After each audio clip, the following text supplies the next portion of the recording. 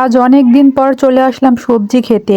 গাছগুলো কত বড় হয়েছে, কেমন হয়েছে সেটা দেখার জন্য। আর এসে দেখেই তো আমি পুরোই অবাক। গাছগুলো এতটাই ঘন এবং বড় হয়েছে যে পা দেওয়ার মতো জায়গায় পাচ্ছিলাম না। তবে শুধু মরিচ গাছই নয়, এর সঙ্গে আরো অনেকগুলো গাছ লাগানো হয়েছে। লাল শাক, মূলা, বেগুন। আর দেখো গাছগুলো কত তরতাজা আর হেলদি হয়েছে। বাগুন গাছে অনেক ফুল এসেছে। বাগুন অল্প ধরছে, কিন্তু এর আগে অনেক বেশি ছিল, যেগুলো তুলে নেওয়া হয়েছে। সবজিগুলো দেখতে যেমন সুন্দর, তেমন খাইতেও অনেকটা সুস্বাদু। আস্তে আস্তে আমি আর একটু সামনের দিকে চলে গেলাম। যতই সামনের দিকে এগোচ্ছি ততই মনে হচ্ছে গাছগুলো আমাকে ঘিরে ধরে রেখেছে। আমি গ্রামে থাকি। গ্রামে থাকলেও আমাদের এখানে প্রচুর আম গাছ, আর এখন আস্তে আস্তে সব আম গাছগুলো কেটে ফেলে দিচ্ছে। তারপর শুরু করে দিচ্ছে সবজির আবাদ। কিছুদিন আগেও এই জায়গাগুলো আমের গাছে ভর্তি ছিল।